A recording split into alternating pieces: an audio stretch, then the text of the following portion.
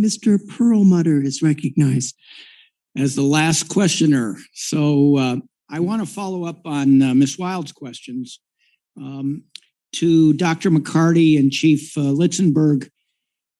We were talking about satellites and coordinating with the Europeans and others, obviously the Canadians. What steps have been taken? You said that NOAA is a number of years away from really having satellites to monitor these fires. But can we monitor them with some of our military assets, our intelligence assets?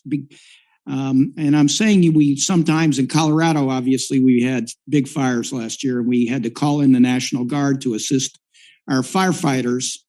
Can we call in some of our space assets? Have you, either of you, heard about that? Yes, I mean, the project I know about is FireGuard. I'd actually like to defer to Dr. Clements because he has worked with the data. I have not needed to work with that in my lab, and so I know about it. Dr. Clements, would you like to comment on that? Well, thank you. I haven't actually been able to work with the data because it's not available for the research community. I've seen examples of it. And so that's really all I know. And when we do deploy to wildfires, we know it's there. We know that the FBANs or fire behavior analysts are getting access to that, at least on some of these big incidents. So it's available, but I have not been able to really work with those data. Chief Litzenberg, have you had any experience using some of our other assets besides that we might have available through the military or the intelligence community? Congressman, I have not personally had a lot of experience with that, but I'll add to what Dr. Clements just said. A lot of what is available when it is available is when large incident management teams are in place. And unfortunately, the vast majority of incidents across the nation, a large incident management team is not put into place. It's managed by local responders, whether they're from local government or from the state or from the Forest Service.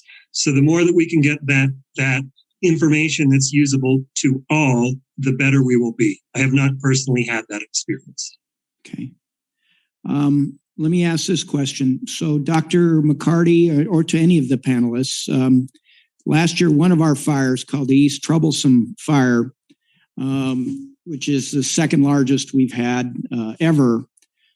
The thing that was most disturbing about it was growing at about 4,000 or 5,000 acres a day. And then in one day, grew by 120,000 acres, and we lost some lives. And it was up in it was part of Rocky Mountain National Park and near Grand Lake. I mean, how can we use science to predict when there's going to be an explosion like that in terms of fighting wildfires? My quick answer to that is, in addition to these fire weather models that Dr. Clements has mentioned, we actually do need better, higher resolution, not just fuels mapping, but fuels condition down to the hour. This could be used by incident command, and then that would tell us where would we likely see these types of explosive forest fires. And again, Mr. Geisler has mentioned working with British Columbia. They had a similar situation in 2017. And they are, the Canadian Forest Service is working towards a similar process. So I will defer to the other panelists. Yeah, Mr. Geisler, could you follow up on that and kind of explain your experience? Actually, as was said, there are a number of monitoring systems that are looking at fuels and other predictive data in order to give us that heads up.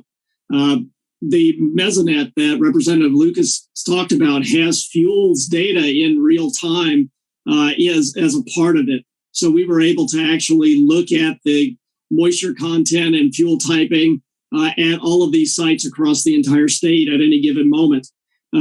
And so what it does is it allows the fire manager to anticipate.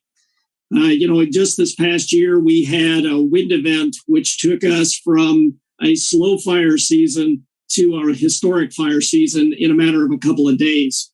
And a lot of that really came down to we knew that the wind event was going to occur, but being able, while the wind event was ongoing, to have that ongoing realization of changes would have been another assistance. So there are various systems that are in place that allow this prediction to go, but they just don't have the coverage to really give a national or a regional picture. They're highly isolated at this point. Okay, thank you. My time's expired. I yield back. Gentleman yields back.